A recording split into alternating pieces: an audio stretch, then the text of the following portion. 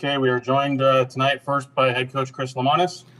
Again, please use the raise your hand feature to ask a question. Coach, if you would, with a quick opening statement, then we'll open it up to questions. Tough first inning. We couldn't get out of it. We gave them too many freebies there in the first, and tip your hat to a good team. They took advantage of it. And when you give Jack Leiter 7 runs in the first, a great pitcher, which he is, just took it and ran with it. And so I'm proud of my guys. We stayed locked in most of the game. I thought we did a great job offensively competing off of him. And our bullpen did a good job of coming in and throwing strikes and extending the game for us. Okay, we'll open it up to questions. Again, please state your name and affiliation when called upon. We're going to start with Steve Robertson. Steve Robertson, genespage.com. Chris, you mentioned them hanging the crooked number. Did that affect the way you pitch it the rest of the ball game when they begin to extend there? Were you kind of thinking, you know what, let me get some guys some work, but not burn anybody for the series? Well, that's exactly what we did. We just had to. We know we're going to have to pitch 18, maybe more innings the rest of the way, and so we pitched everybody. We got everybody out there, got their feet wet in this, and I was happy, man. Guys went out there and threw strikes and competed, and so that we'll have them available the next 2 days. We just tried to spread that out, and we didn't probably use, a couple guys that we'll use tomorrow. Next, we'll go to Robbie Falk. Hey, Coach. Obviously, you mentioned the free passes and both losses that you've had so far. Most of those free passes have scored against Texas and also against Vanderbilt. Just how frustrating is that to see that the other team hasn't really had to do a whole lot? It's been, your guys at times that haven't been able to execute. Yeah, it's real frustrating. I mean, it's like I said tonight. I just told our team, man, it's it's just you can't give it to them. Make them earn it.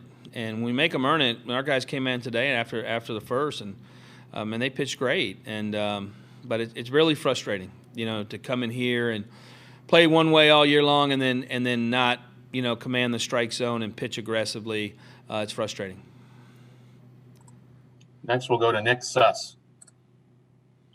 Nick Suss with the Clarion Ledger. Chris, you've talked all weekend about your team's resiliency, your ability to kind of bounce back. What do you say to the team after this one and kind of moving forward into tomorrow about flushing it and moving on? Well, we talked, I'm not a big moral victory guy, but I did tell our kids I was proud of them afterwards because, after the first inning, and we locked in and played great baseball. That's the type of game we thought it would be. We thought it'd be 2-1, 3-2, something like that as the game went on. And they should feel confident in some ways in the fact that when we did go out there and execute pitches and make plays, we're right there. It should be a nip and tuck game the rest of the way if we'll pound the strike zone and be aggressive in the strike zone. Next, we'll go to Joel Coleman. Chris, of course, you talked about it a minute ago. The bullpen was, pretty much locked down all night long. 2 runs over I guess, 7 2/3 innings. But just how much does that kind of exemplify what this team is and just the grittiness and toughness and, bought in? I guess you put anybody out there. Some of those guys hadn't seen a ton of action lately, but it seemed like every guy that you put in there was invested, and there was complete buy-in. Is that kind of a glimpse of what this team is?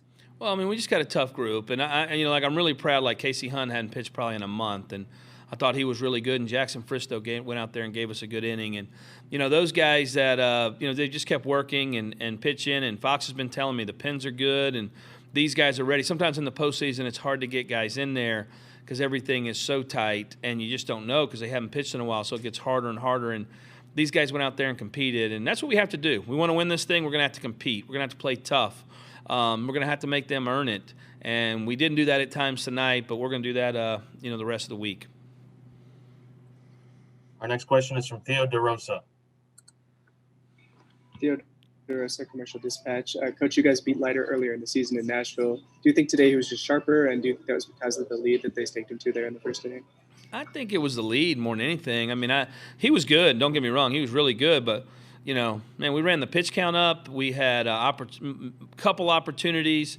You got a closer game, and the crowd's in it, and everybody's cheering. And, there's just when you have that gap in there, it just makes it hard. It's hard to gain momentum and get momentum back. And We had some good swings on him. He's good. I mean, that guy's going to be in the top 5 picks in the country for a reason, and he'll be in the big leagues here soon. But I thought we were fine. I thought we'd be a 3-2 game and we'd have to win it late against him. We just didn't get that opportunity. Okay, we'll go back to Nick Suss.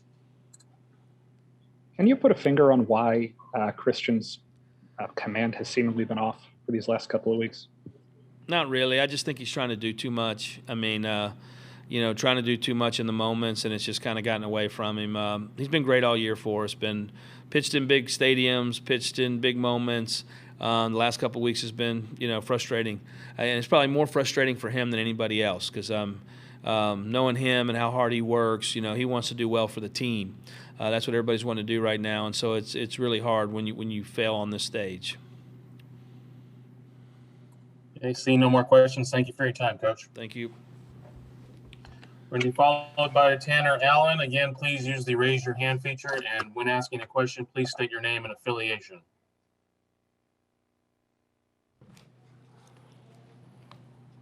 Okay, we're going to go straight to questions for Tanner. Our first question is from Steve Robertson. Steve Robertson with genespage.com. T, I know it's another never get too high, never get too low type moment for you, but did you get the ball game you expected once you got through the first? Were there any surprises once you got through that? And can you build on that for tomorrow? Oh, of course, man. I think we played a great game. We played a great 8 innings. Vanderbilt's a great team, man. You can't give them freebies. They'll make you pay. And we witnessed that first inning, man. Our next question is from Joel Coleman. TA, the bullpen, of course, was great tonight for you guys. I was asking Coach Lamonis about this, but what's that say about this team that you can bring guys in like that and they're just totally locked in despite the score, despite the fact things kind of went off the rails a little bit? You guys were completely locked in, and those guys, some guys hadn't pitched in a while, but it just complete investment. Is that kind of a snapshot of what this team is? Oh, of course, man. They did a great job. They kept us in the game. Every inning, they were just, they were getting 1, 2, 3s as quick as they could. They'd score here and there, or they scored late, one. But bullpen did a great job. They gave us a chance to come back. But when you give probably a top 5 pick a lead like that in the first inning, he can kind of just pin his ears back and do his thing, and that's what he did. Still thought we had some good at-bats against him, but that guy's here for a reason, and he'll get drafted where he's going to get drafted for a reason. So hats off to him. We'll go to Nick Suss. Hey, Tanner, Nick Suss with the Clarion Ledger. Did you say anything to your teammates after that first inning? Yeah, the same message, man. Just keep playing. I know we just took a haymaker in the boxing world, but we just kept playing. And I felt like we played really good 2 through 9, and we're gonna bring that same mentality and the same attitude to the field tomorrow, and just leave it all on the field, man, and leave it in God's hands. Steve Robertson, you're next up. Yeah, Steve Robertson with genespage.com. When you have an inning like that, maybe a guy just doesn't have it, how do you keep the team from getting negative? How do you keep the team from just saying, okay, well, it's just not our day? And then not to just get the negativity in the dugout. How do you kind of keep that out? You just tell your guys, man, we've came this far for a reason. That is because we play together. We pick each other up. Obviously, C-Mac didn't have his great stuff tonight. That's part of the game. As a teammate, watching him work the way he worked in the offseason and the fall and the spring training, man, you can't do nothing but just slap him on the butt and just pick him up and encourage him, because he'll get the ball again. The sun's going to come up again for him. I know he's probably catching a lot of flack on social media right now, but there's 99.9% of those people have never played in a national championship game and never pitched in front of even maybe 500 people. So he's a great player. He'll be back for us, and you know what? He's a good friend of mine. So as a good friend of mine, I really do feel bad for him. I do, but I know what kind of competitor he is, and he'll pick himself up, and he'll be fine, ready to go his next start. Okay, Tanner, seeing no more questions, we appreciate your time. Yes, sir. Hail State. Thanks, everyone, for participating. You can find a recording of this press conference in the NCAA Digital Media Hub at ncaa.veritone.com, and transcripts will be available at ncaa.com/transcripts.